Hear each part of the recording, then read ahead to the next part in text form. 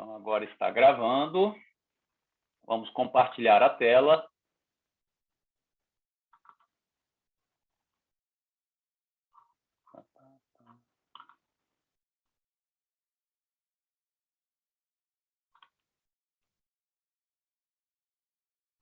Beleza. Todos estão vendo aí a tela, pessoal? Sim, professor. Sim. E o áudio, como é que está? Tá bom? Tá bom. Joia. Então, hoje é uma continuidade, né, daquela aula da semana passada, na qual a gente está falando sobre a inter-relação da periodontia com a endodontia. Perdão, da periodontia com as demais áreas, né? Na semana passada, na primeira parte, a gente falou da relação da pério com a dentística, com a prótese, com a ortodontia. Hoje, nós estaremos falando dessa inter-relação especificamente com a endodontia, né? Lembrando também que existem outras áreas, como a gente falou na semana passada, né, que a gente pode fazer um relacionamento direto com a periodontia. Nós temos várias áreas na odontologia que fazem esse relacionamento. Mas aquelas que a gente pode ver como bases, né, são essas que a gente está comentando, na qual a gente vai finalizar hoje com a endodontia. E essa relação pério-endo é algo assim, muito marcante na odontologia, é muito íntima essa relação pério e endo. A gente já falou para você, a gente já comentou com vocês acerca do que seria a definição da periodontia, do que a periodontia trataria e do que a endodontia trataria, né? É só vocês pegarem as raízes, os radicais das palavras, né? Peri, em redor de, endo, dentro de, né? Então, um trata da parte interna e o outro da parte externa, e estão intimamente ligados, tanto a pério quanto a endo. Vocês vão ver hoje, a partir dos conceitos básicos que a gente vai dar, a partir das colocações, das classificações e definições, essa inter-relação entre essas duas especialidades, tá ok? Então, qual que seria os objetivos, né? Ou o objetivo dessa nossa aula de hoje? O objetivo, vamos dizer assim, primordial para vocês e com vocês, que estão também entrando na disciplina de endodontia nesse semestre. Vocês vão começar a endodontia nesse semestre ou no próximo? No próximo. No próximo. É no próximo. Ah, então tá, vamos fazer endodontia 1 no próximo. Essa relação, esses conceitos que a gente vai abordar hoje aqui, são conceitos assim bem básicos, tá? A gente não vai aprofundar, principalmente porque vocês ainda não têm essa familiaridade com a endodontia, então a gente vai bem de leve, justamente só para vocês entenderem do que se trata a endodontia e de que forma que ela faz essa relação com a pério. Então, o nosso objetivo é o quê? Discutir o diagnóstico adequado das várias condições que existem relacionadas à pério e à endodontia, e oferecer modalidades de tratamento para assegurar a retenção de dentes que, de outra forma, poderiam ser extraídos, né? Não é objetivo nenhum de um tratamento odontológico ficar extraindo um dente por si só, né? Ficar, não deu uma cárie aqui, envolveu o canal, vamos extrair o dente. Não, o objetivo da odontologia é justamente o contrário, é a gente buscar trazer esse dente de volta à função na boca, né? O que é a função do dente? Não é mastigar, não é triturar, não é cortar, não é rasgar o alimento para que a gente possa degluti-lo e depois entrar no processo de digestão. Então, esse é o objetivo que nós pretendemos alcançar ao final da nossa aula. Sempre lembrando, não podemos deixar de fazer esse comentário, né, que a gente até fez uma leve preleção no início com a professora Moema, acerca da segurança de cada um e da responsabilidade que cada um tem, né, nesse momento que a gente está vivendo aí dessa pandemia. Então, vamos, pessoal, com muita, sabe, do fundo do coração, vamos procurar manter a distância, vamos evitar o contato físico, vamos procurar lavar as mãos e desinfectá-las constantemente, como eu falei, quase como que um processo obsessivo, né? E vamos estar usando a máscara. Saiu de casa, é máscara. Primeiro vamos evitar de sair, né? Só de forma muito essencial. E depois, em saindo, evitem aglomerações, usem a máscara, estejam constantemente lavando as mãos, passando álcool em gel e evitando contato físico, tá? Isso é a prevenção que a gente pode dizer acerca desse vírus, né, que está aí assustando o mundo. Então, qual que é o conteúdo da nossa aula de hoje? O que nós iremos abordar?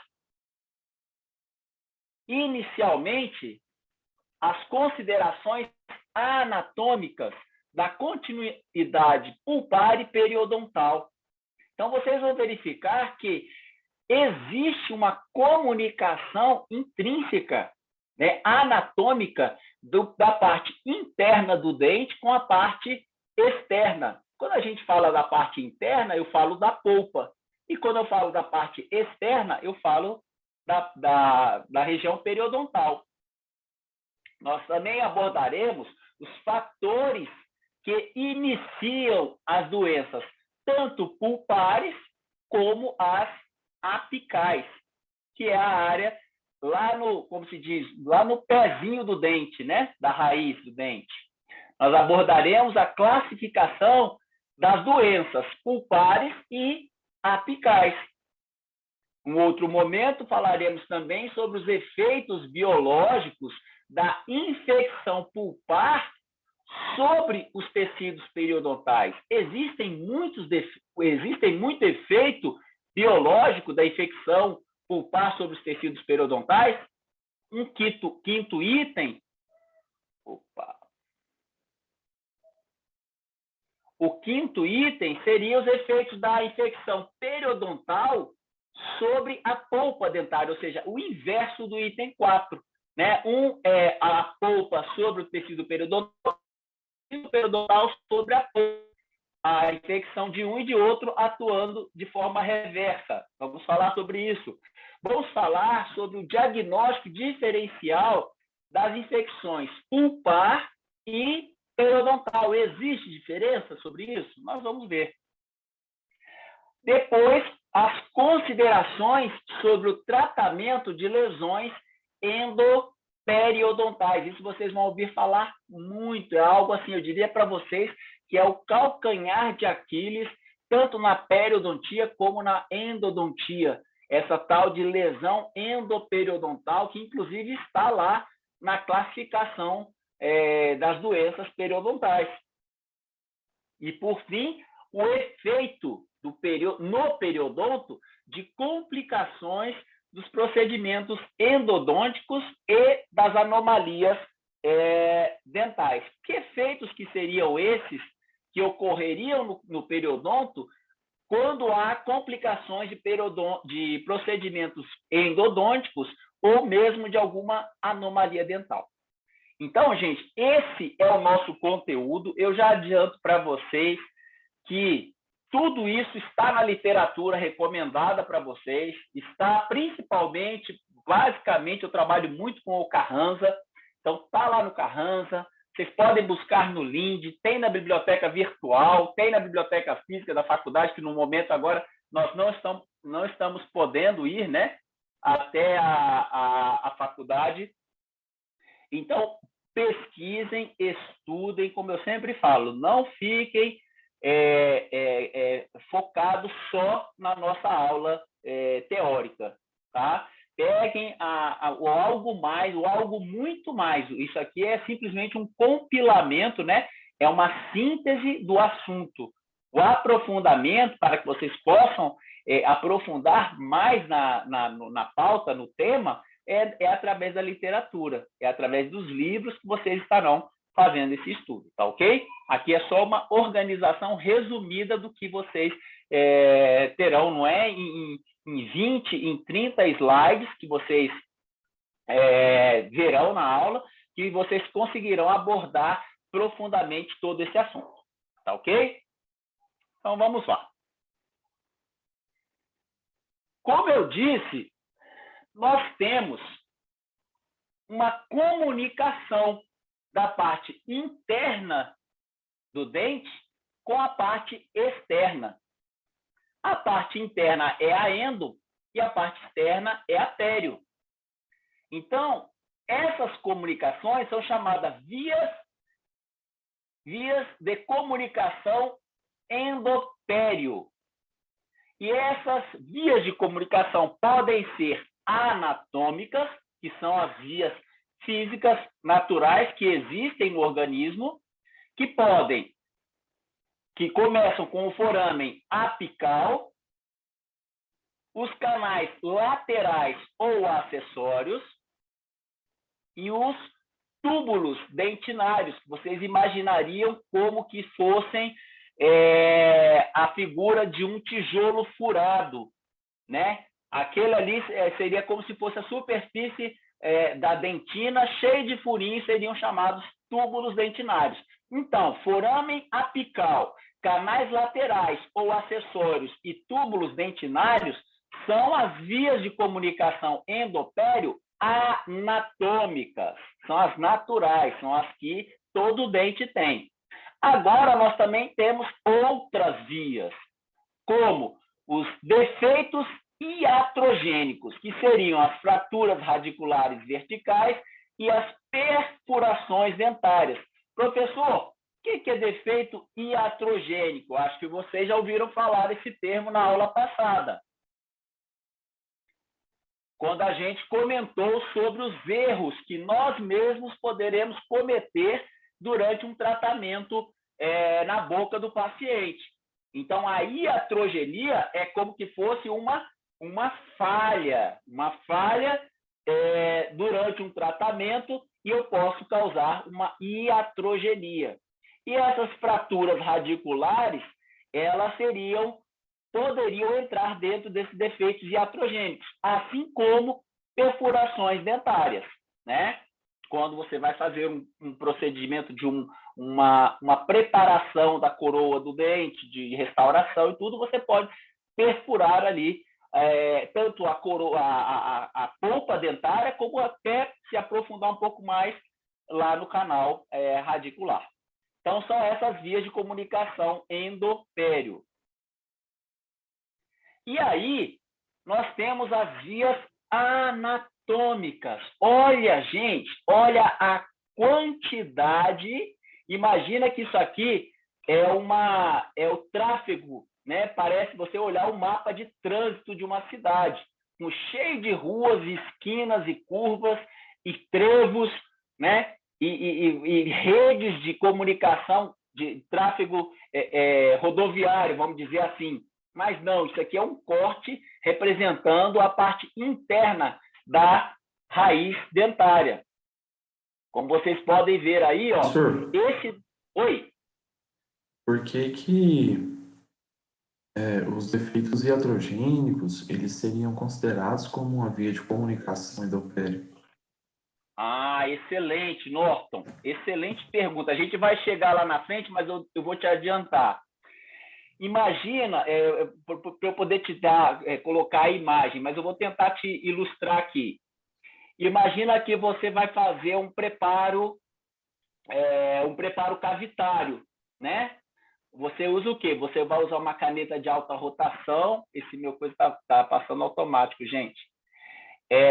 Você vai usar uma caneta de rotação e uma ponta diamantada, uma esfera, uma broca que seja esférica ou cilíndrica. Isso vocês já estão fazendo na dentística. E com um movimento intempestivo, você perfura, você desgasta mais o tecido do que deveria. e acaba, sem perceber, inadvertidamente, perfurando a câmara pulpar daquele dente. Esse seria uma via de comunicação.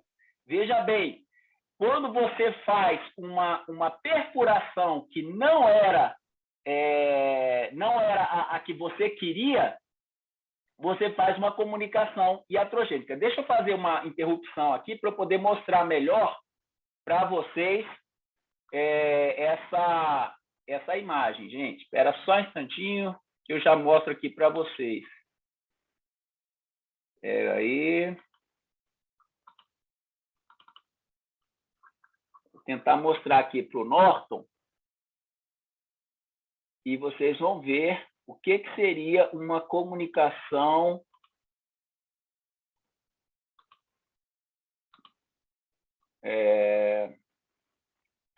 aqui, ó. Deixa eu compartilhar agora aqui. Tá aparecendo aí na tela, pessoal? Sim, professor. Mas não é essa imagem que eu queria mostrar, não. Ok.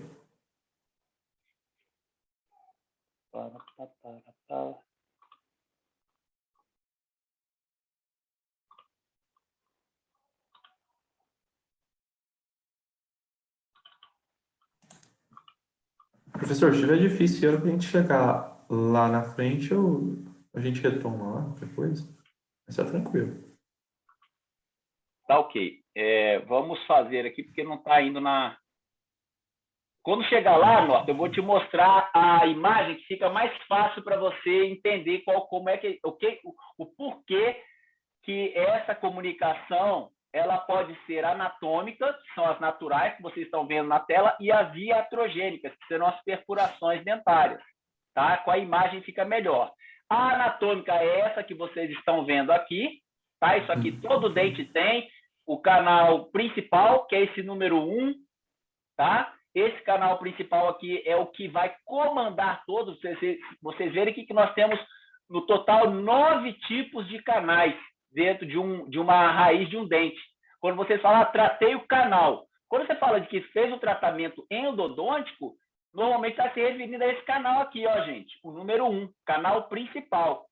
Mas não é incomum o paciente apresentar pelo menos 1 ou 2 tipos desses outros canais aqui, como colateral, lateral, secundário, acessório, interconduto, que é uma comunicação lá dentro entre um conduto e outro, canal recorrente, canais radiculares e o delta apical, que é essa região que lá no finalzinho, lá no ápice do dente, ocorre uma ramificação do canal principal.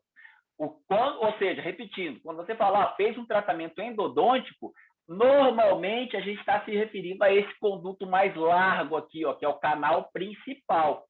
Esses outros, muitas vezes você pode fazer um tratamento endodôntico do canal principal, ter um canalzinho desses aqui e no momento que fez o canal, não dá nenhum tipo de intercorrência. Mas muitas vezes pode ocorrer de você obturar, fazer o tratamento desse canal principal, e porque você tem esse número 3 aqui, por exemplo, que é o canal lateral, e que não foi mexido, ele ter uma infecção que vai comprometer o seu tratamento endodôntico. E aí a gente vai falar lá na frente, com a imagem é melhor, sobre a questão das comunicações iatrogênicas, que nada mais é, o Norton, como se você tivesse, está vendo esse canal número 3 aqui, esse canal lateral?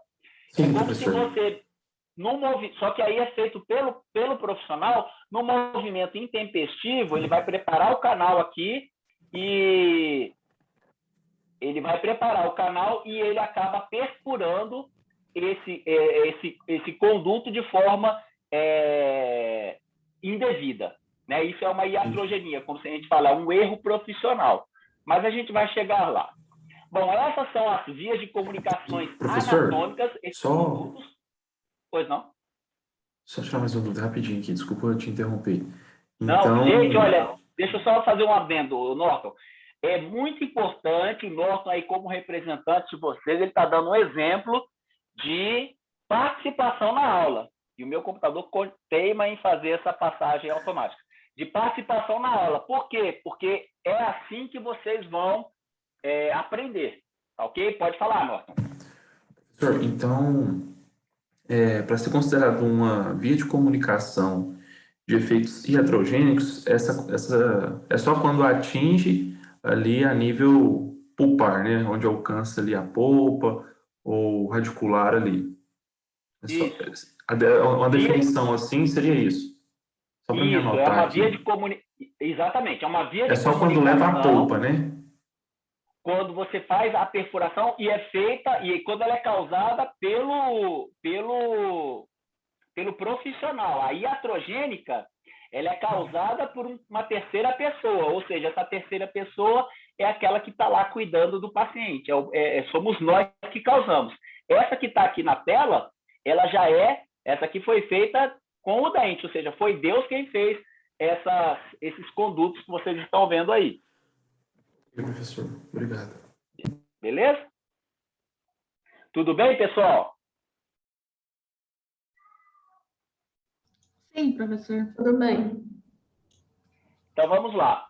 Olha só, ainda nas considerações anatômicas, quando a gente passa a observar a continuidade da polpa e do periodonto. Eu tenho uma infecção chamada infecção pulpar primária. O que seria infecção pulpar primária? Quando eu tenho uma lesão cariosa, conseguem ver aqui na oclusal do dente, essa lesão cariosa, nessa ranhura aqui mais acinzentada, né, escura, ela vai invadindo a coroa do dente, aproximando-se de onde? Da câmara pulpar, é isso que vocês verão na endodontia, e através das setas, as setas estão indicando o que aqui, gente? Que houve uma contaminação na câmara pulpar, certo?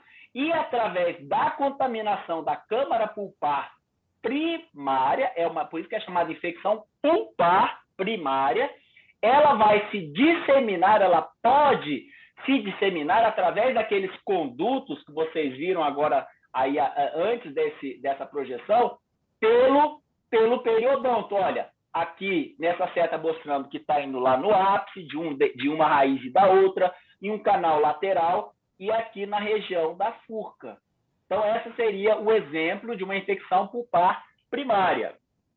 Aqui, nós temos o caminho contrário. Nós tivemos uma infecção periodontal primária. Como que se faz isso? O paciente, você vê que não tem cárie aqui, ele teve aqui o amarelo representado pelo cálculo, pelo biofilme, que destrói a crista óssea interdentária, né, interradicular, interdentária, e pode, isso aqui é uma ilustração, vocês vão ver que essa situação é mais difícil, mas pode sim vir por fora e fazer o caminho inverso da infecção pulpar. Aqui a periodontal ela vem pelo periodonto e vai atingir a polpa. Tá ok? Deu para entender um e outro? Vou repetir aqui, mostrar a pulpar. Olha, a infecção pulpar começa pelo dente, através da cárie, pela parte interna do dente, da polpa, e vai se refletir no periodonto. Essa infecção começou na polpa, é pulpar primária. Mas pode acontecer o contrário. Ela começou no periodonto, através do cálculo, né, da doença periodontal, e vai refletir aonde? Vai se disseminar para a polpa. Então, como começou no periodonto, ela é periodontal primária. Joia, muito fácil de entender essa. Só que aí pode acontecer o quê?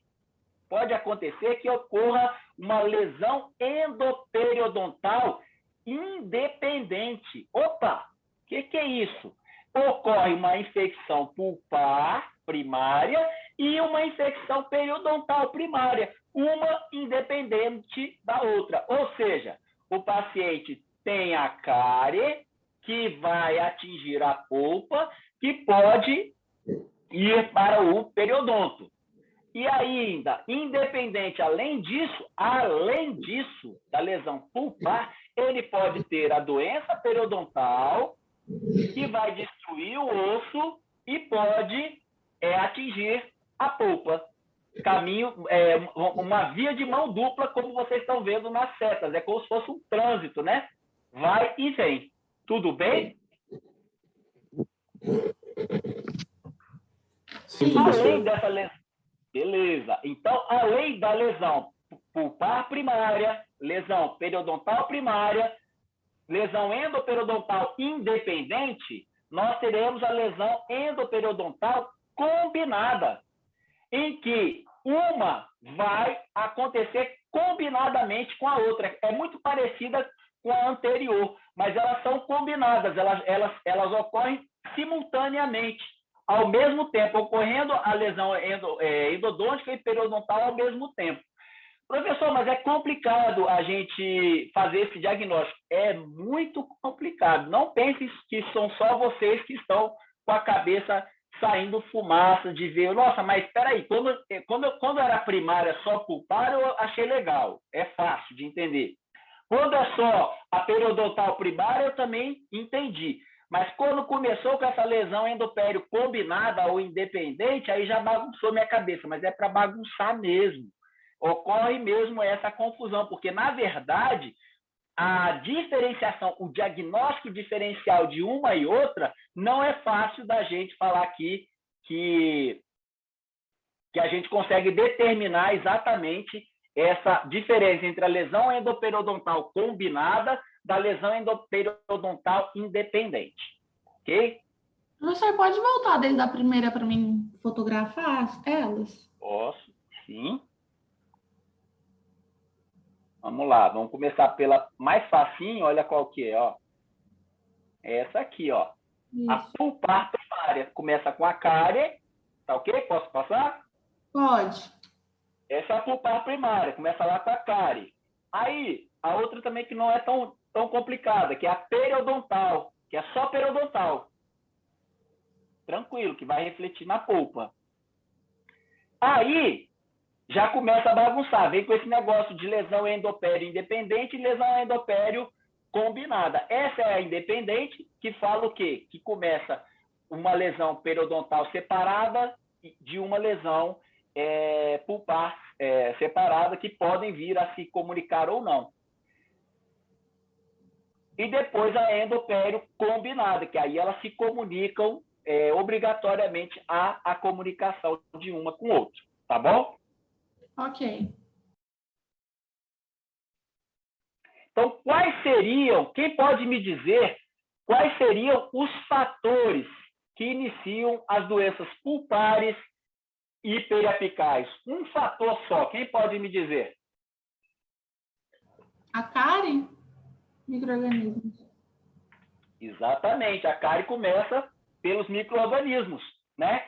Então, o principal, né, que a gente pode colocar é que vai estar sempre o micro-organismo, mas também tem o trauma. Também tem o calor excessivo. Que calor excessivo é esse, professor? Calor da broca, da caneta de alta rotação sem refrigeração, que pode causar uma necrose da polpa e, daí, uma lesão pulpar, que vai refletir no ápice também, né? Também os procedimentos restauradores que estão intimamente ligados ao calor excessivo. Ou seja, vocês já estão entrando na dentística 2, na dentística 1, né, esse semestre, lá no laboratório, mas já logo estarão fazendo no dente do paciente. Então, muito cuidado, pessoal, com o uso daquelas canetas de alta rotação, porque se elas não estiverem bem refrigeradas, extremamente refrigeradas, elas vão gerar um calor excessivo na superfície dentária, que vão, quando vocês estiverem fazendo os procedimentos restauradores, poderem causar um problema na polpa do paciente, às vezes uma polpa que não tinha nada. Aí entra, Norton, também uma comunicação iatrogênica. Tá? Ainda não é bem o exemplo que eu quero te dar, mas também poderia ser considerada como um fator iatrogênico em relação a comunicação com a polpa. Agentes de restauração. Que agentes de restauração seriam esses que a gente poderia considerar como um fator que inicia a doença pulpar? Citem um agente de restauração. Vamos lá, se vocês já tiveram alguma coisa a respeito, já se familiarizaram, o que eu posso citar como agente de restauração que pode iniciar uma doença pulpar? O amálgama? O amálgama? Sim, o amálgama pode ser, desde que ele vai gerar um trauma. O amálgama, no caso de eu fazer uma restauração, que vai, digamos, que eu faço uma restauração que não fique bem definida, né? Fique alta, vamos dizer assim, cause um trauma e pode causar uma lesão pulpar indireta, né? Através da má oclusão, que eu poderia colocar o amálgama. Mas a gente poderia considerar como agente de restauração que poderia fazer essa lesão na polpa, o ácido para fazer a restauração com resina. Vocês já tiveram acesso a esses materiais dentários para dentística? Sim, o ácido fosfórico, né? Exatamente. O ácido fosfórico, ele pode ser um agente que vai iniciar uma doença pulpar que depois pode progredir para a doença apical. Olha só como está tudo interligado, né? Então, a gente tem que estar muito atento em todas as disciplinas, todos os procedimentos que eu faço. A partir do momento que eu entrei na boca do meu paciente, eu não posso ficar pensando, não, que eu só estou fazendo uma restauração, não tem nada a ver com periodonto, não tem nada a ver com a gengiva, não tem nada a ver com nada, né? Na verdade, tem tudo a ver com tudo. Então, a gente tem que tomar muito cuidado. Então, esses fatores que iniciam as doenças apicais e pulpares, a gente pode dizer, com essa ilustração, a gente pode dizer o principal, né? Que foi, como foi dito aí, a cárie dentária, né? A gente tem uma situação na letra A aqui, um dente normal, que é submetido, né? Ele é infligido pela cárie, ele é agredido, né? Pela cárie, que vai causar uma inflamação, vai gerar, né? Vai provocar um estímulo, né? na região da polpa, e essa inflamação vai aumentar a pressão pulpar, né? E aí, ali lá dentro, aí é todo o processo, né,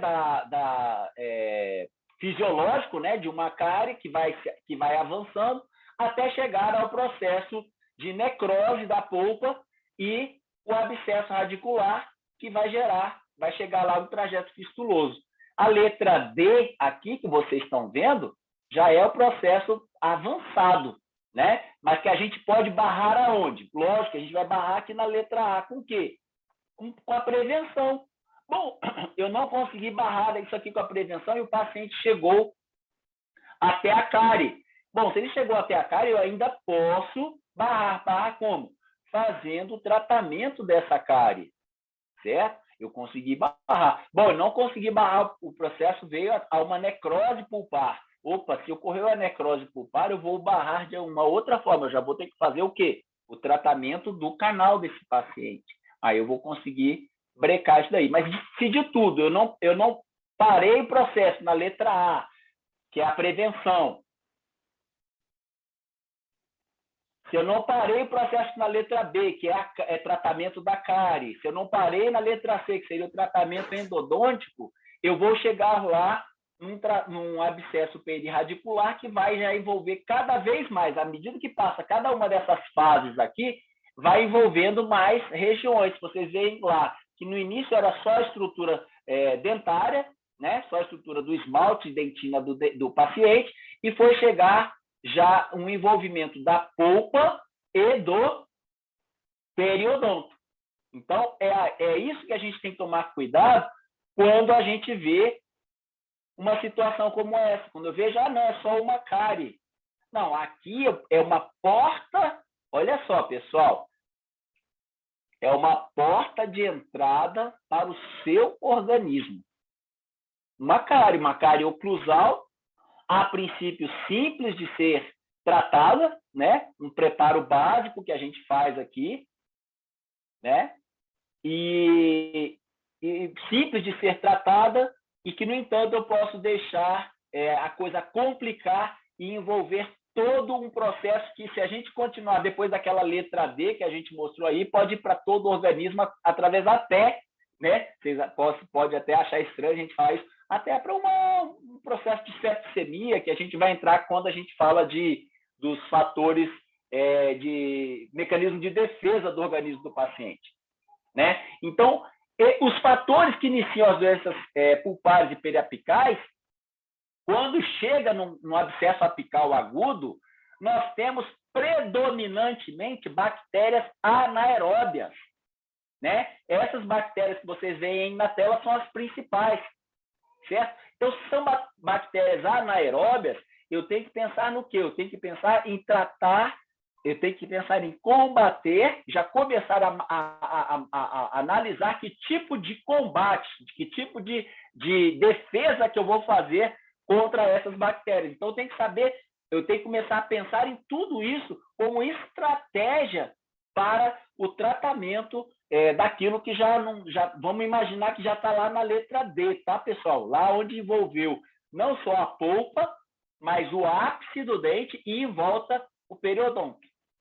Então, essas são as bactérias predominantemente em relação ao envolvimento endodôntico, né? No caso do ápice do paciente, do dente do paciente.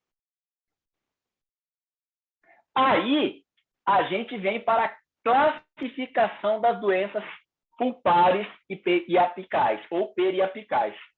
Pessoal, até aqui está tudo bem? Podem falar que está mais ou menos, que eu acredito, tá? Porque se vocês veem essa afirmação que está aí na tela, que os diagnósticos das lesões endodônticas, que podem com frequência ter um componente periodontal, ele é confuso.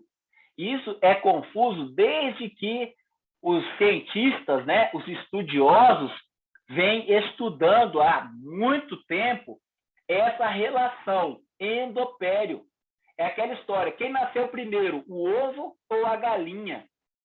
Existe muita controvérsia em saber se uma lesão que está no periodonto, ela vai influenciar muito ou pouco na polpa e vice-versa.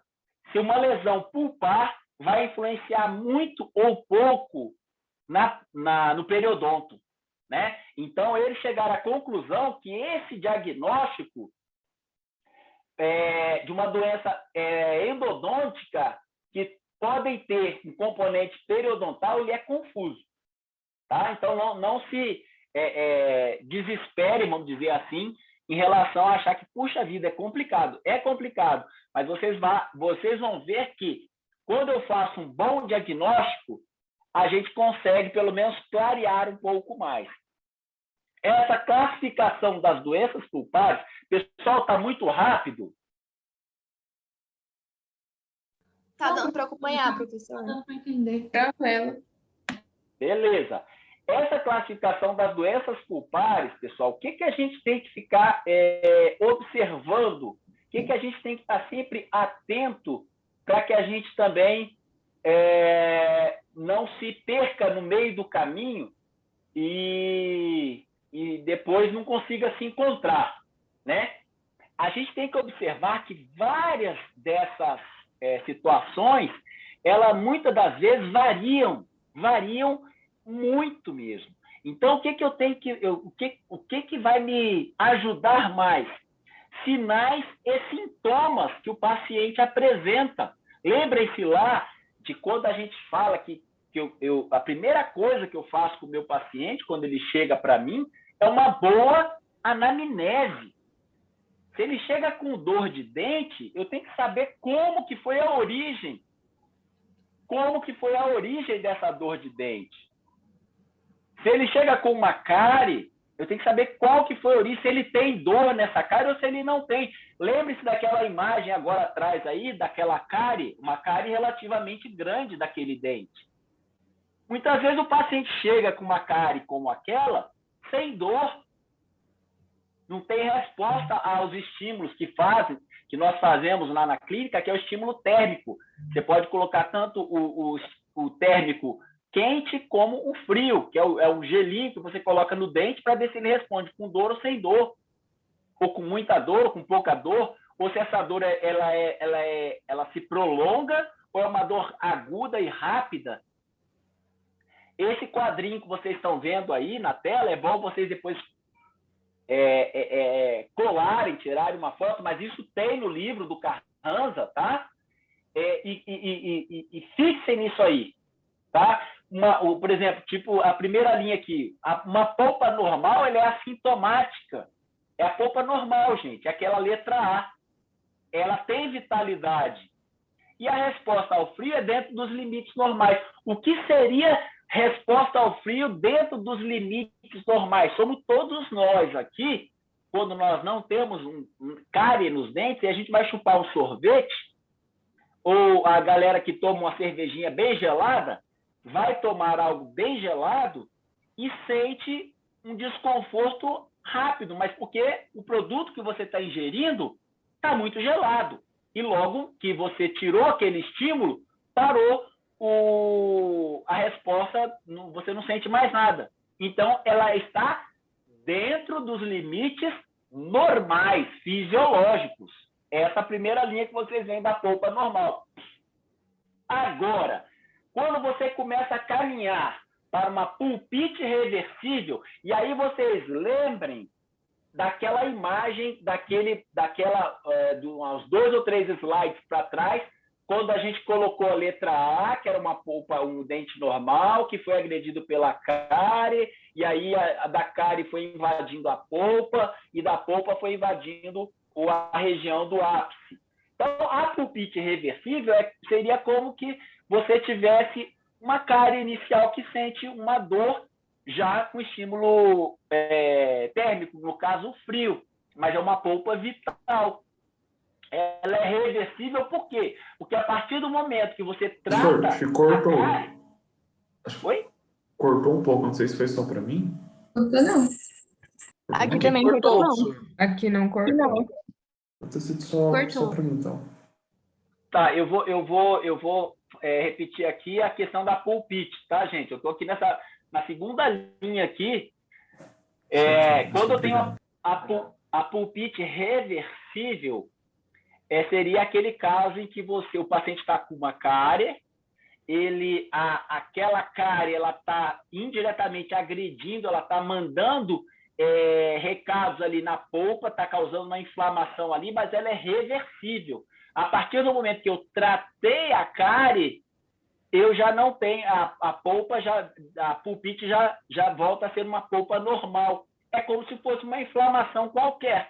Depois que você trata uma amigdalite, a sua garganta, você não para de ter dor de garganta, e assim por diante. Agora, e aí, não sei se cortou essa parte, a resposta da pulpite reversível, ela é uma resposta hipersensível ao frio. Ela não está dentro dos limites normais quando a gente falou da polpa normal. Quando é uma pulpite reversível, a sensibilidade aumenta. Ela deixa de ser normal para ser aumentada. Tá ok?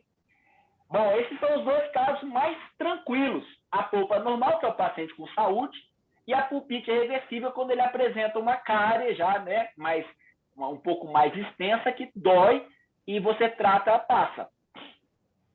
Quando você passa para a pulpite e a terceira linha, pessoal, a pulpite irreversível, e procurem fazer a relação do estado pulpar, no caso nós estamos na terceira linha, pulpite irreversível sintomática, e façam relação com o sintoma, com a vitalidade e com a resposta ao frio. Então, na pulpite irreversível sintomática, a minha dor já é espontânea, já é latejante. A polpa ainda está vital. E aí, a minha sensibilidade, ela é alta e ela é longa, ela é de longa duração. Mas ela é irreversível. Opa, o que é irreversível? Que não vai reverter. Não adianta você fazer só um tratamento da cárie que não vai resolver. Você vai ter que fazer o quê, gente? Se eu estou com uma pulpite irreversível, que eu tenho? Qual o tipo de tratamento? Vamos ver, assim, é bem básico isso, pessoal. Fazer o O paciente está com endodôntico? Endodôntico? Exatamente. Se eu estou com a pulpite irreversível, já acabou. Eu não consigo mais fazer como no caso da reversível, que é só tratar a cárie, forrar, colocar um forramento lá que vai resolver o problema.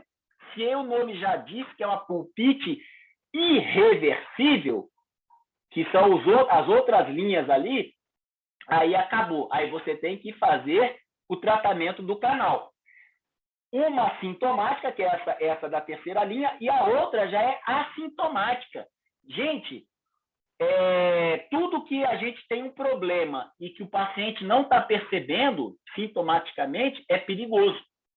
Tá? Por quê? Porque aquilo ali, a tendência, se ele não está sentindo, é que vai se expandindo, vai aumentando, vai espalhando. Né? Então, na quarta linha, vocês veem que a pulpite é irreversível, ou seja, vai ter que ser feito o canal, e é assintomática, o paciente não tem sintoma nenhum. Isso é perigoso, porque a vitalidade ainda existe e o paciente não está sentindo nada. Opa, e aí? O que eu tenho que fazer? Se ela é irreversível, acabou, você tem que fazer o tratamento. E aí os outros casos da necrose pulpar, ou seja, já está também aquele caso, imagina aquela polpa, aquela cárie que a gente mostrou agora há pouco, já aberta, já com exposição de polpa, você vê muito isso, vocês vão ver muito isso nesses pacientes até que vão lá para a clínica de ensino da faculdade ou em regiões com pouca assistência, né?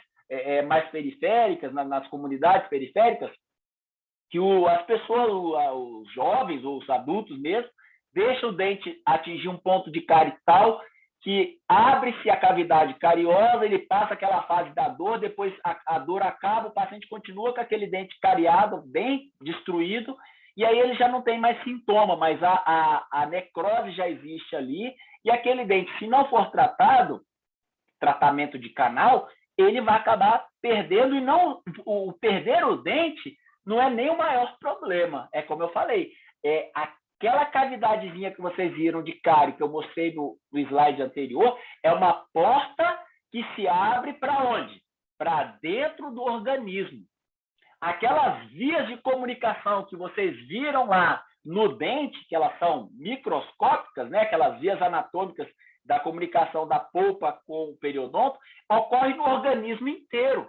Então, vocês imaginem um paciente que está com uma cárie assintomática ali, com certeza ele tem presença daquelas bactérias que a gente colocou ali, mas elas vão naturalmente se diversificando e aquilo ali ir penetrando em todo o organismo do paciente.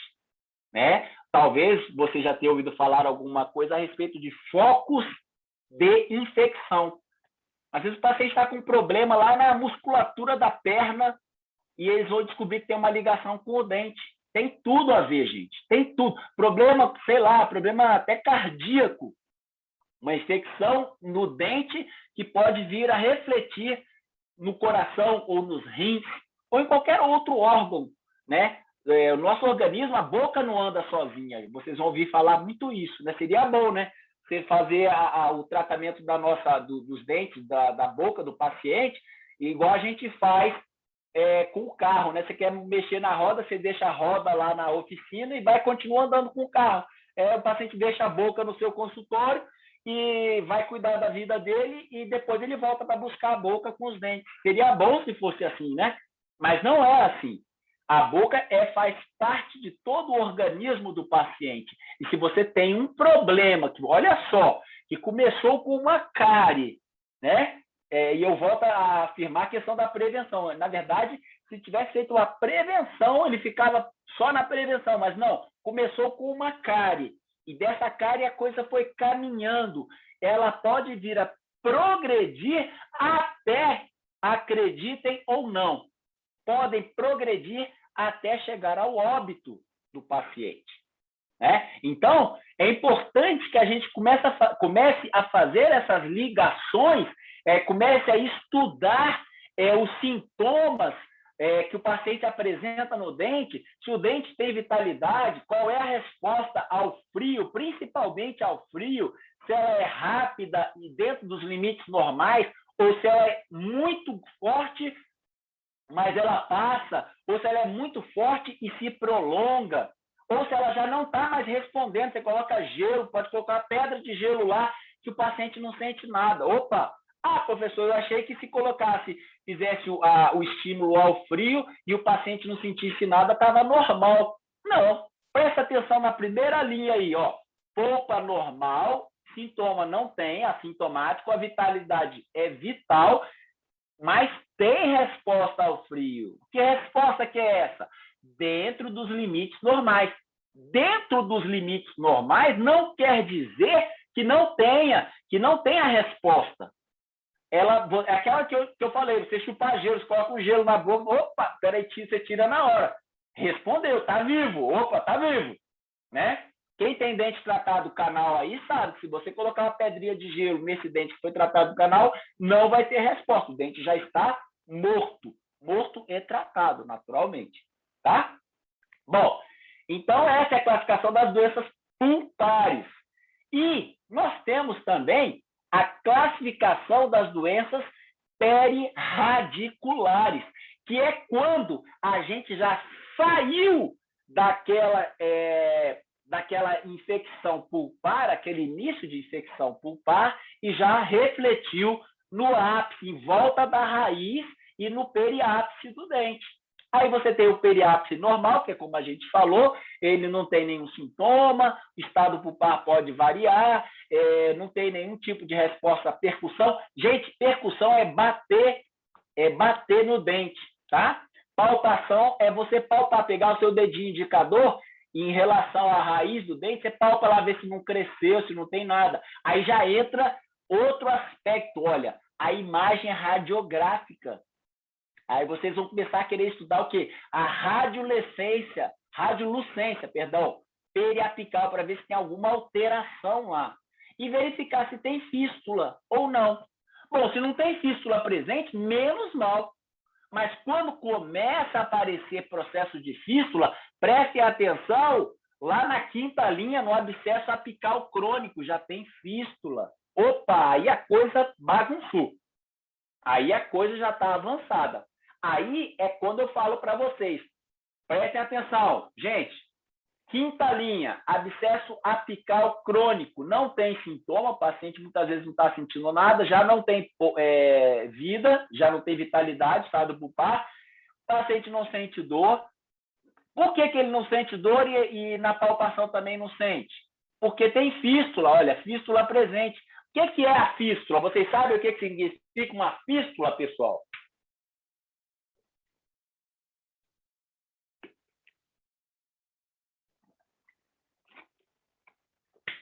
Alguém se arrisca a responder? É o ponto do abscesso. Oi? É o ponto do abscesso que a pele está mais fina e aí ele vai... E é mais ou menos por aí, Ingrid. A fístula, assim, falando de uma forma mais que vocês possam entender, ela é uma comunicação da origem da infecção, no caso aí lá no periápice, lá em volta da raiz, com o meio externo. É mais ou menos isso aí. Então, você tem um incêndio, tá? Você tem um incêndio lá na raiz, vamos dizer assim, e a fumaça é onde vai sair, é o canal de comunicação para quê? Para dar vazão. Vazão ao quê? Aquele produto da infecção que ocorreu.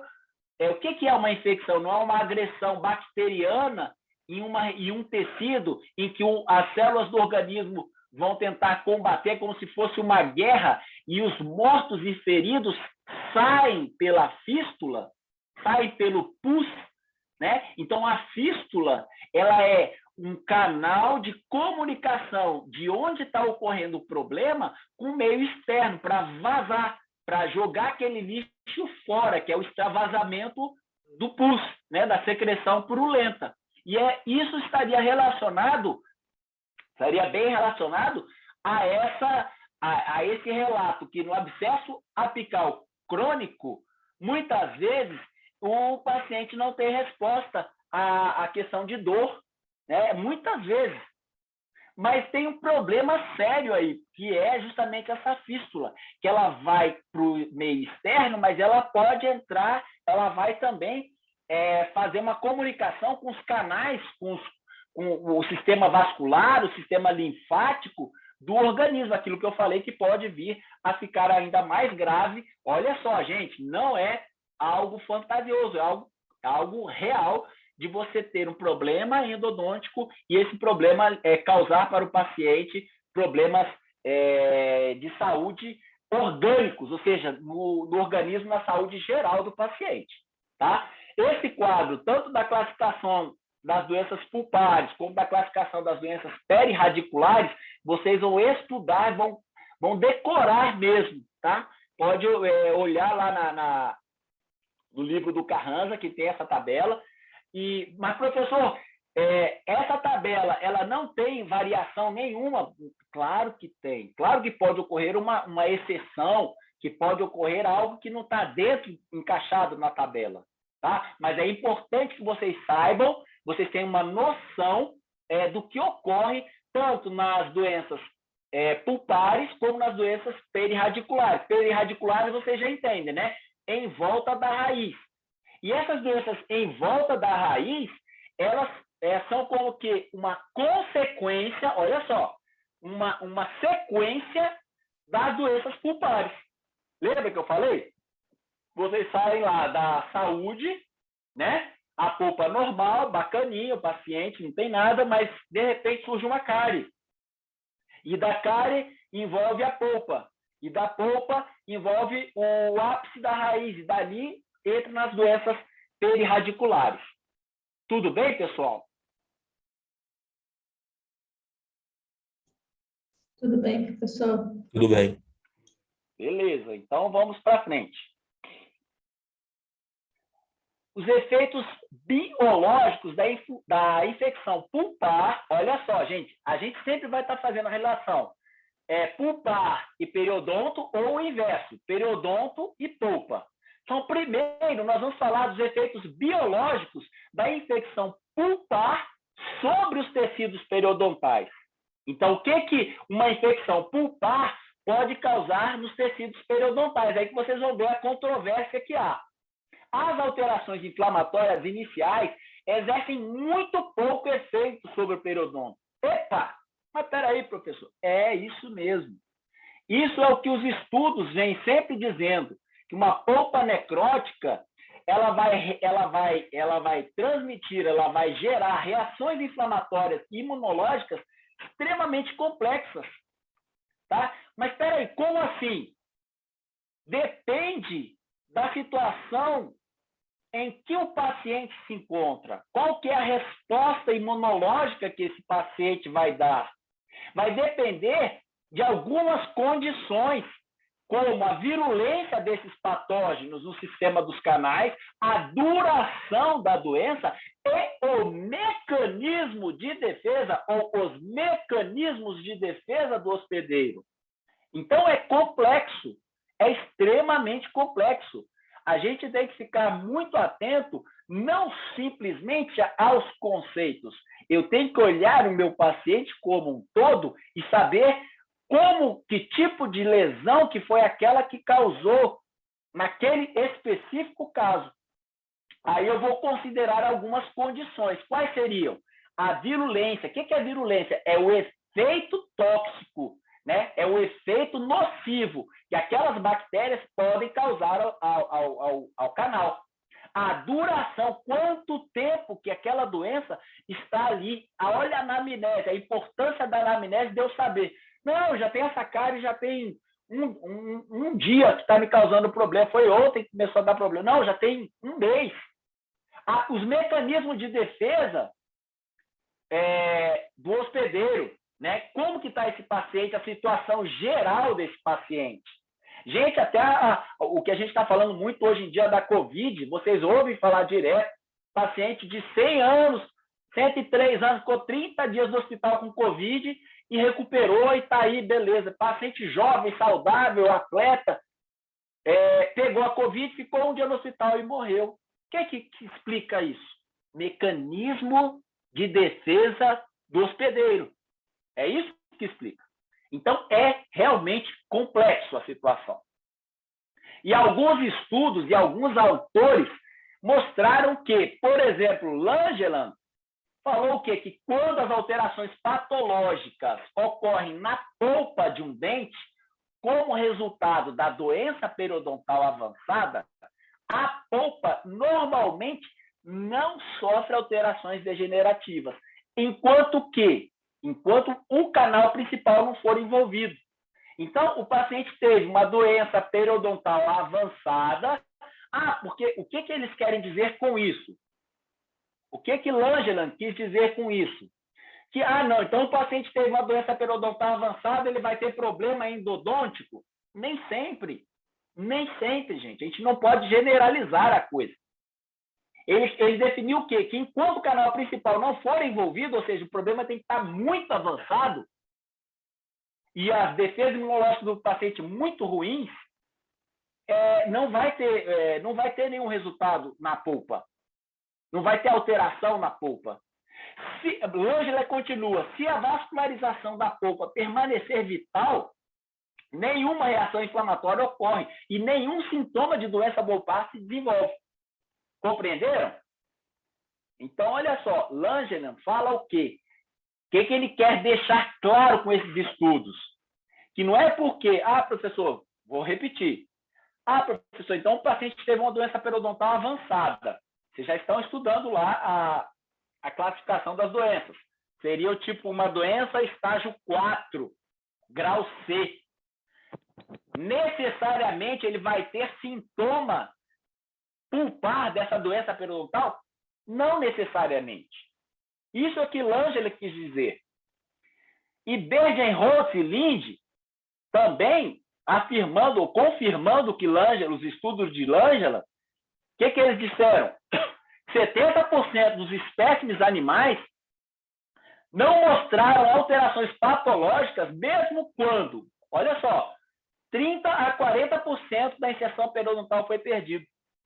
Gente, 30% a 40% é doença periodontal avançada. É estágio 3 e 4. Entenderam? Então, não quer dizer que houve, sim, a infecção periodontal, mas não quer dizer que vai ter, necessariamente, o problema na polpa. O que a gente deve ficar atento é quanto o que tratar e por quê. E quando. Quem vai primeiro, quem vai depois. Tá ok, pessoal?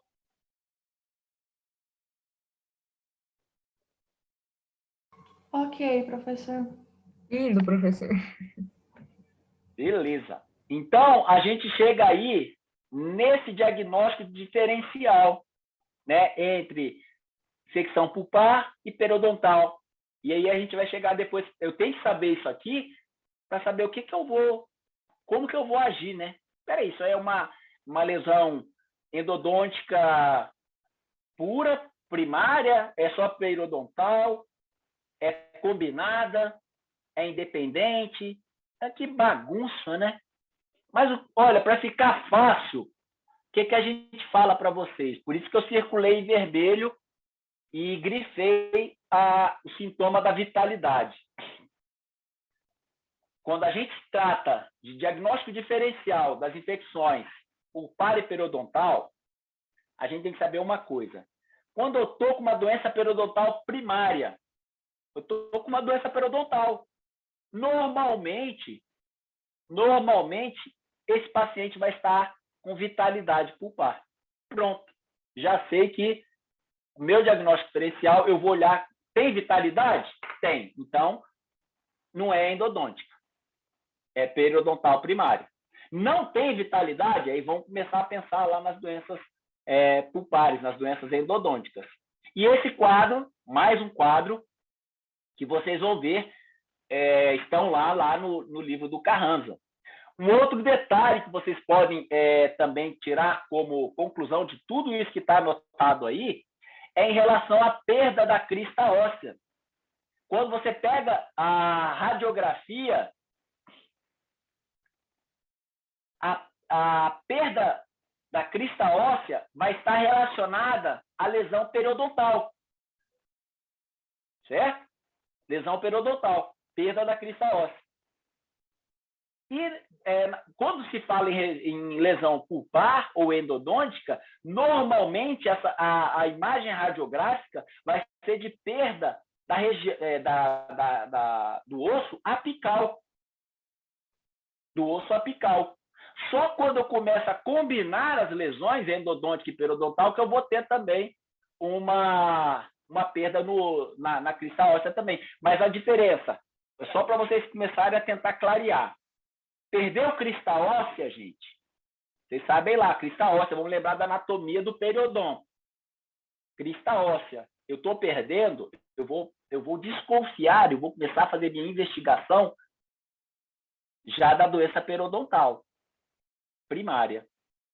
Não, a perda óssea, a crista óssea está intacta. Não, então não é doença periodontal. Uma das características da doença periodontal é a perda óssea, uai. Então, você tem esses dois dados principais. Os outros, a gente vai estudando passo a passo. Por isso que eu falo, gravem também esse quadro. Olha só. Na doença pulpar primária, o paciente pode variar em relação à questão de dor, né? A integridade da coroa tem que estar comprometida. Quando eu estou falando doença pulpar, não tem como eu ter uma doença pulpar e a minha coroa estar íntegra. Então, a segunda linha aqui, vocês vão perceber, a integridade da coroa na doença pulpar vai estar comprometida a coroa. Normalmente, eu vou ter radiolucência apical, ou seja, aquela área circunscrita, né, em volta do pé da raiz do ápice, vai estar escura. É o que eu falei, ó, pulpar não tem vitalidade. Aí eu vou fazer minha sondagem periodontal, eu vou ter uma sondagem estreita. Eu posso ter essa sondagem estreita. O que é essa sondagem estreita até o ápice? Gente, o que sugere a vocês numa doença pulpar primária? Ou seja, ela foi causada por problemas pulpares. Aí eu falo para vocês que eu fui fazer uma sondagem, e vocês já fazem isso, e vem essa descrição aqui, ó, sondagem estreita até o ápice. E eu tenho uma radiolucência apical. O que significa essa sondagem estreita até o ápice, gente? Quem pode me dar uma luz aí? Pode me sugerir o que está acontecendo?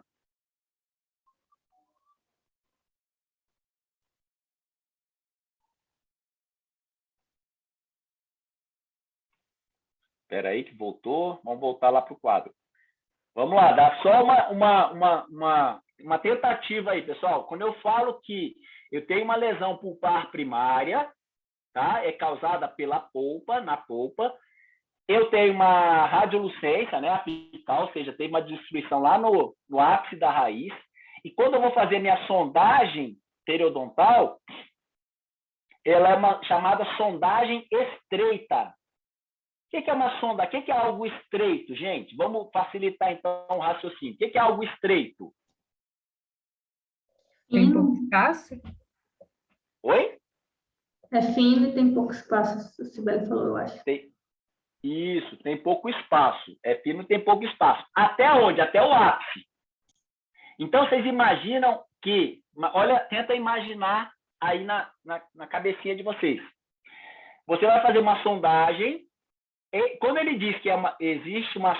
Em relação à sondagem periodontal, ela é estreita até o ápice, e eu tenho uma lesão no ápice, significa que eu tenho... Essa sondagem estreita me diz que eu tenho uma fístula.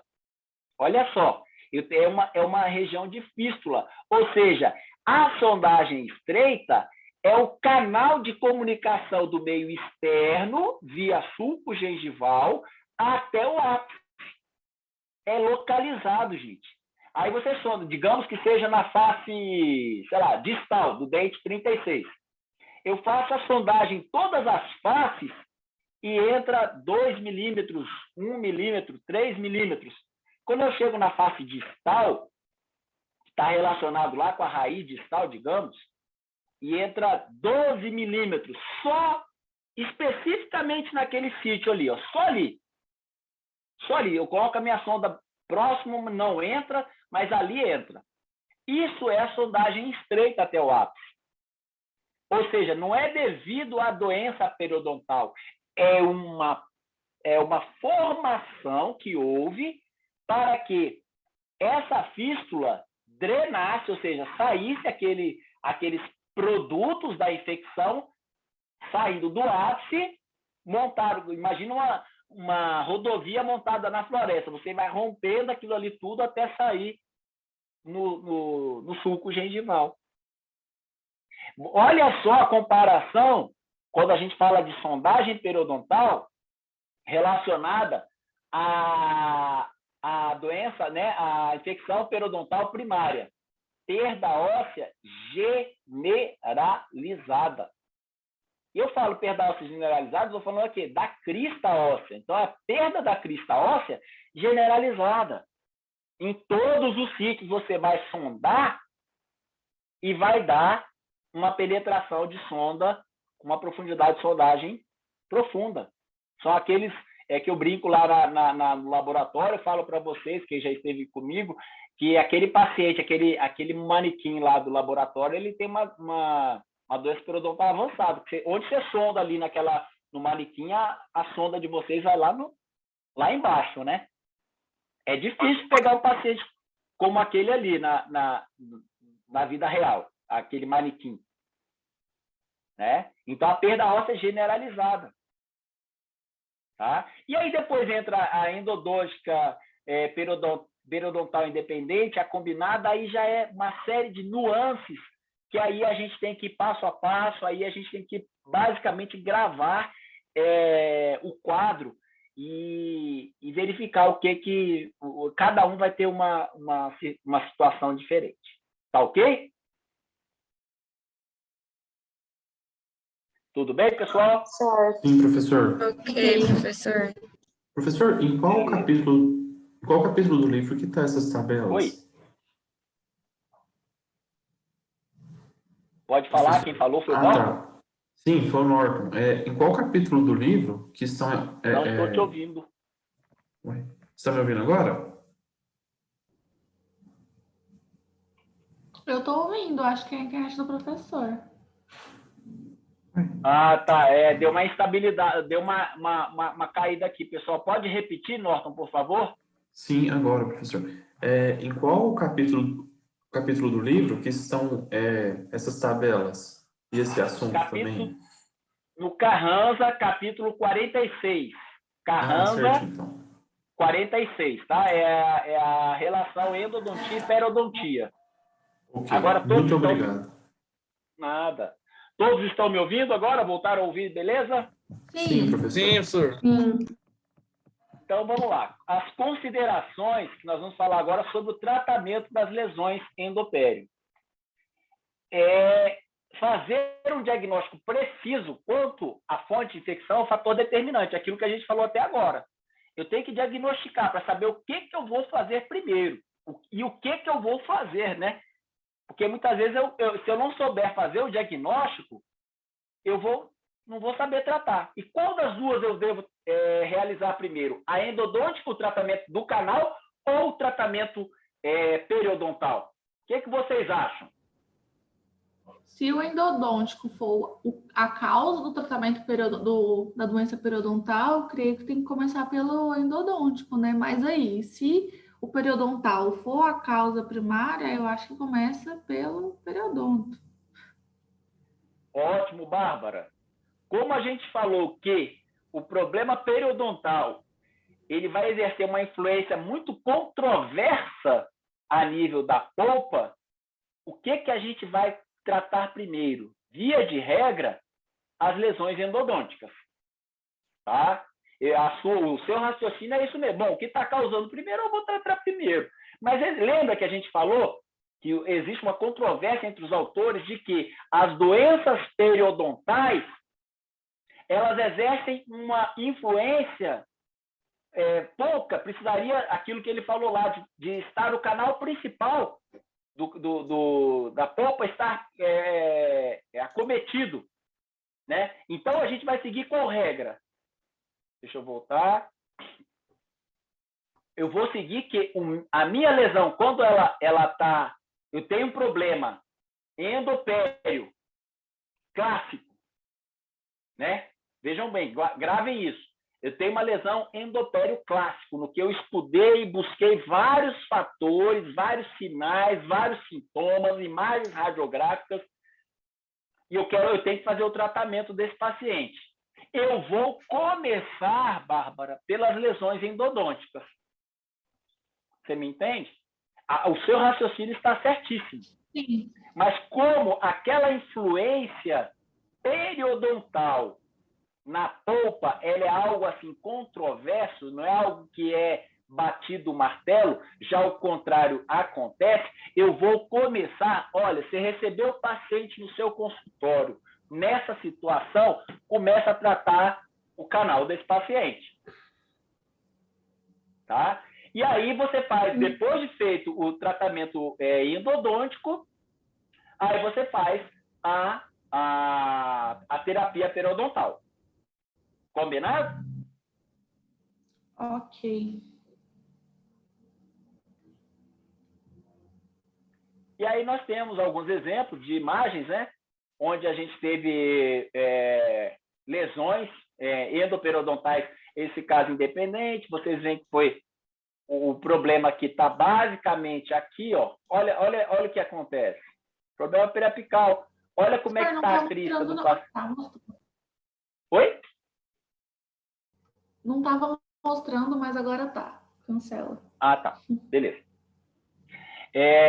Então, vocês veem que uma perda leve da crista óssea, mas o problema está localizado aqui, ó, gente.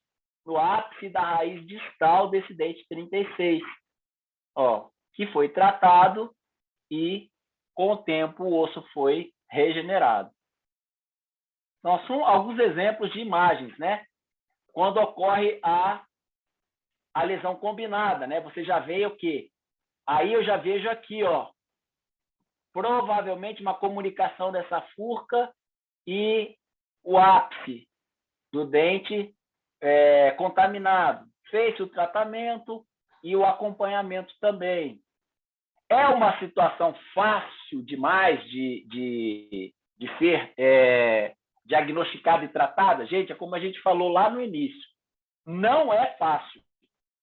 É controverso. Tem uma série de situações que a gente observa no nosso dia a dia clínico, mas eu tenho que, pelo menos, ter noção de fazer um bom diagnóstico e saber que eu tenho que descontaminar aquele canal. Tá bom? Olha só agora, Norton, chegamos lá no início da aula, quando você fez a pergunta. Qual foi a pergunta que você fez, Norton? Era como que eram essas vias de comunicação causado pela iatrogenia. Pela iatrogenia. Olha só. Aqui nós temos uma raiz. Vocês conseguem acompanhar o contorno da raiz? Sim, professor. E aí... Opa! E aí, o profissional foi colocar uma coroa, isso aqui é uma prótese, tá? É uma coroa protética. E antes de colocar essa coroa, ele tem que preparar essa, onde eu estou passando a seta aqui, ó, que é o tratamento do canal, tá, gente? Ele tem que fazer um preparo desse conduto aqui, que é o canal principal, para colocar esse pino. Todos conseguem ver o pino da prótese? Isso aqui é o pino da prótese. Certo? O que acontece? O profissional agindo de uma forma intempestiva, ele, ao invés de preparar aqui, ele não está vendo lá na clínica, muitas vezes, não fez um bom planejamento, e ele está fazendo o preparo sem perceber. Olha só, pessoal, olha o tamanho do rombo que foi causado. Uma perfuração iatrogênica. E aí ele não está vendo, o paciente não está sentindo, o dente está tratado o canal, está anestesiado muitas vezes também. Ele ainda cimentou a coroa, cimentou o pino com esse buraco aqui. O que o organismo faz? Olha só. Isso aqui é uma resposta do organismo à agressão, à perfuração, Norton, iatrogênica. Foi criado um canal, um conduto na raiz que não existia. E bem grande. E bem grande.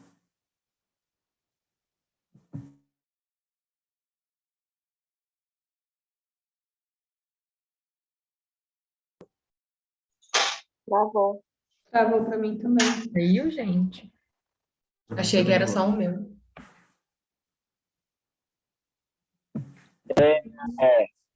Caiu, né, pessoal? Sim, professor. Sim, E agora, tá legal? Agora tá. sim. Sim. Mas compartilhar a tela, professor. Tá compartilhado ou não? Não. Então, peraí, pessoal. Professor, falando nisso, tem como depois o senhor colocar aqueles quadros lá no Ava pra gente? Se possível. Tem sim. Professor, eu olhei Seria no ótimo livro, mesmo, professor, colocar os capítulo- quadros e os tipos de lesões, aqueles desenhos primeiro lá que o senhor mostrou. Certo, a gente coloca. A Professor, gente... Se lançar o PDF, vai tudo, né, também. Aí a gente pega É. se quiser. eu entrei aqui no livro, não é o capítulo 43, porque quer dizer, eu dei uma Não, olhada 40. nele aqui. 46. 46. Mas não fala essa questão dessa relação, né? Fala Qual relação? lesões endoperiodontais, considerações sobre patogênese, diagnóstico e tratamento. É isso mesmo? A 46. Qual que é a edição que você está, o Norton? Eu estou naquela da biblioteca virtual. O Norton é o 46, cara. Só se eu tiver enganado aqui. Eu jurava que é o 46. E na edição antiga, fala instrumentação sônica. Não, então eu posso olhar de novo e eu falo para vocês, porque... Certo, então, professor. Tá? Ok. Muito obrigado. De nada. Tá compartilhando a tela ou não? Tá não, né? Não. Não. Não. Espera aí que eu vou compartilhar aqui para vocês.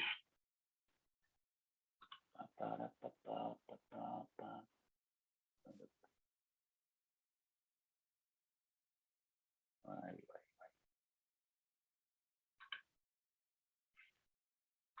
Compartilhar. Agora vamos gravar. E o Norton, aí você vê, e depois eu passo para vocês exatamente o capítulo, mas eu achava que era o 46. Certo, então, professor. Gente, Muito então, obrigado. olha só, de nada. Essa é a perfuração, tá? Que ocorre essa destruição toda, aquela iatrogenia que a gente falou lá no início. Então, é uma forma de comunicação também, mas de uma forma errada, né? Aqui uma fratura, tá? Isso aqui é como se fosse aquela raiz lá, ó. Depois que você tira aquele pino, olha, vocês conseguem ver esse traço de fratura aqui? Onde eu estou passando a seta? Sim. Sim, professor. Isso é uma forma de comunicação também. Aqui está mais difícil de ver, ó. O risquinho, olha, gente. Oi? Volta naquela imagem, por favor. Essa? Isso. Obrigado, professor. Então tá aí, Pedro. A fratura, tá? E olha só, gente, não é fácil quando você tem... Essa anterior, tudo bem. Mas quando você tem uma fratura como essa, vocês conseguem ver aqui, gente? Eu sublinhei em azul, eu fiz um círculo e estou passando a seta. Um risco. Dá Sim, para Dá ver pra daí? ver. Sim. Pessoal, o diagnóstico desse tipo de problema aqui é dificílimo de você dar via imagem radiográfica. Radiografia que você não consegue mostrar que tem uma fratura. Algumas tomografias, se você, dependendo do caso, você consegue ainda visualizar essa fratura. Mas essa trinca, né, na verdade, é uma fratura, mas é uma trinca. Só que o dente, ele não recupera. Entendeu? O dente, ele não é igual ao osso, né? Que quebrou, fraturou, ele solda e você continua a sua vida. Não, uma vez trincado, uma vez fraturado, com a trinca, ele está perdido, tá? Ele está perdido. Então, esse dente aqui, vocês podem observar que a gente fez a cirurgia, já não tem mais osso nenhum aqui, ó, e ele vai ser substituído por um implante, porque aqui não tem mais o que fazer com esse dente, não. E assim você também vê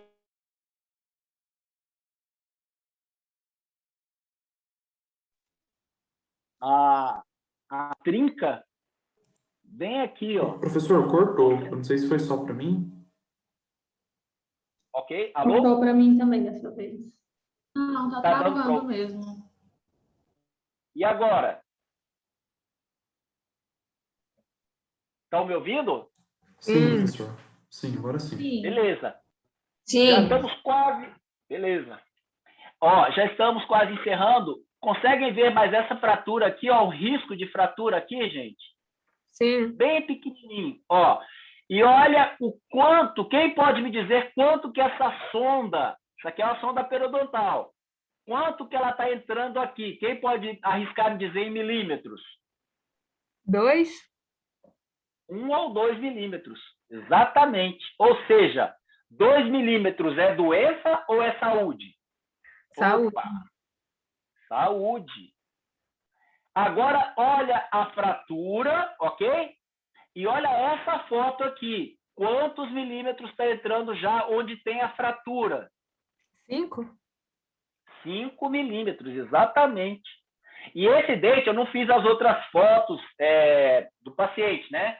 Nem fazia sentido.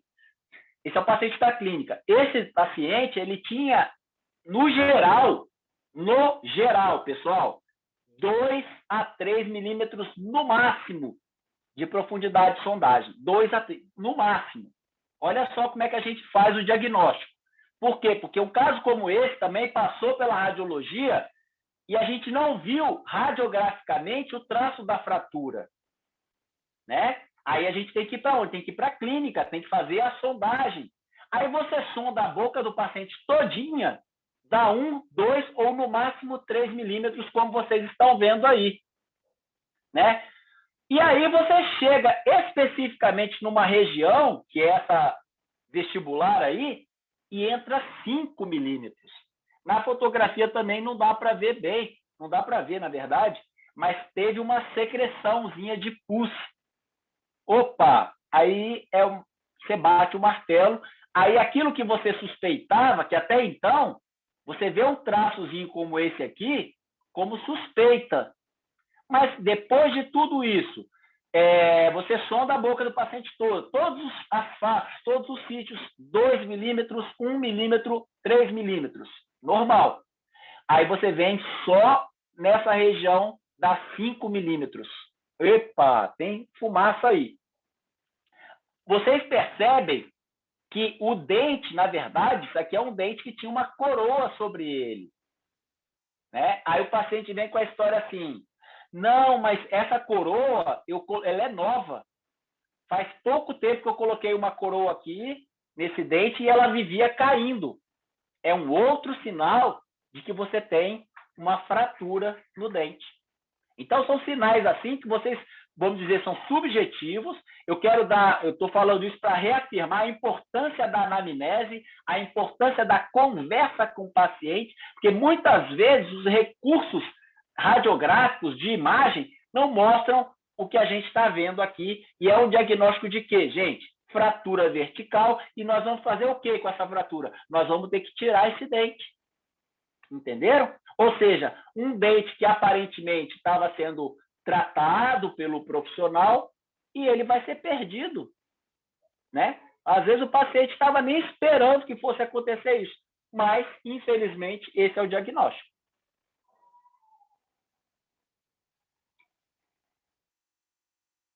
Então, com os acidentes que a gente... O que a gente pode dizer também em relação às anomalias ou acidentes que podem ocorrer durante um tratamento endodôntico? O hipoclorito de sódio, quando você vai fazer um tratamento endodôntico, ele é um produto que ele é utilizado para o tratamento de canal. Se esse produto ele vaza fora do canal, você pode causar um problema sério. O defeito de reabsorção é quando o paciente, aí já vai entrar lá para anatomia, histologia do periodonto, quando começa a ocorrer uma reabsorção do cemento devido à movimentação ortodôntica, um trauma, né? Ele pode causar também defeito na raiz. As anomalias dentárias, quando a gente usa o ultrassom, por exemplo, e causa um desgaste na raiz também, vocês vão ver que também são consideradas procedimentos que causam, né, um defeito, né, nessa raiz que pode vir a perder o dente.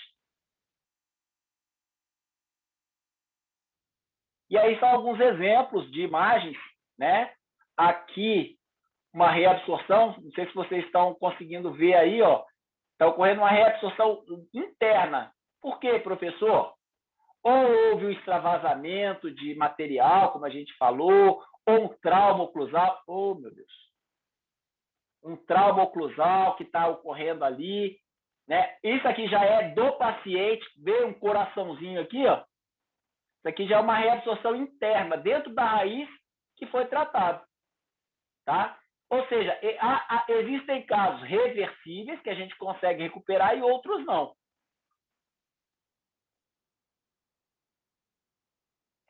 Aqui também é do paciente. Ó. Isso aqui é o sulco chamado... Isso aqui era um incisivo lateral superior. Não é uma fratura, não, gente. É chamado sulco palato-gengival. Você coloca a sonda sumiu, ó. Tem mais de 10 milímetros aqui de profundidade de sondagem por causa desse sulco, né? Por causa desse sulco palato-gengival, ó.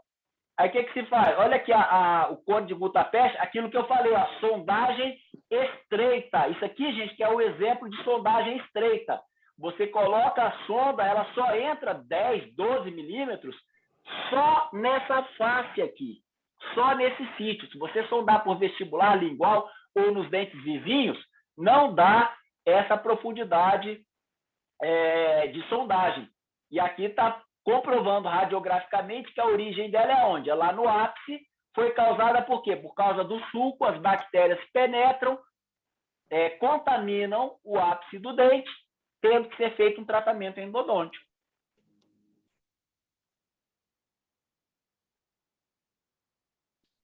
Então, pessoal, o que a gente pode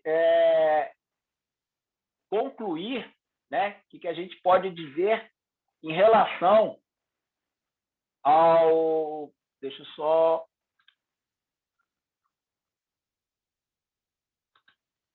Como conclusão, o que a gente pode dizer?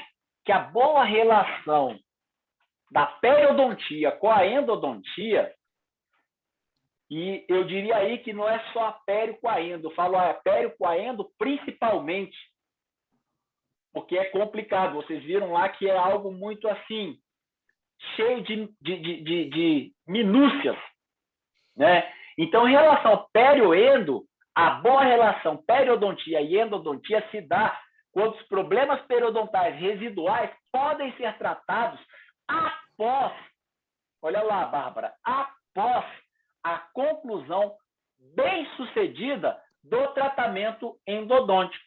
E, em muitos casos, a regeneração bem-sucedida dos defeitos periodontais, ela é possível em dentes tratados endodonticamente.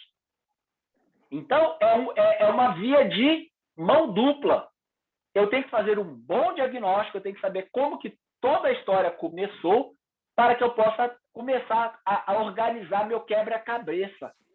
E lembrar que essa relação, ela não tem como. Eu não faço endodontia no meu consultório. Eu sou periodontista. Eu vou entrar em contato com o colega que é especialista em endodontia, que ele vai participar, ele vai me ajudar no tratamento, né, na área da endodontia, para que a gente possa dar vazão ao tratamento desse paciente.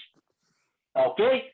Essa, pessoal, é a nossa referência bibliográfica, viu, Norton? Eu vou dar uma olhada lá para saber se é esse livro que você olhou? É o capítulo 46 mesmo. Desculpa. É ele mesmo. Tá. Então tá bom. Que eu olhei e falei, não é possível que eu tô... Mas tudo bem, eu ia olhar de qualquer jeito e ia mandar o retorno para vocês. Essa é a referência, mas basicamente eu trabalhei com o Carranza, tá? Para que vocês possam ter aí como referência bibliográfica. Tá ok? Ok, professor. Então, deixa eu voltar aqui. Beleza? Pessoal, muitas dúvidas, poucas dúvidas, nenhuma dúvida. Quem falar que está com nenhuma dúvida, também não, né, pessoal? Mas... Achei tranquilo, professor. Mas tudo bem. Beleza. É o seguinte, estudem, revisem, a gente vai... Já foi chamada. Oi? A gente vai postar a aula, tá? O link da aula, nós vamos gravar. E então a gente coloca lá no AVA para vocês, tá bom? Mas vejam bem, tá o capítulo do livro aí disponível. Façam o estudo dele,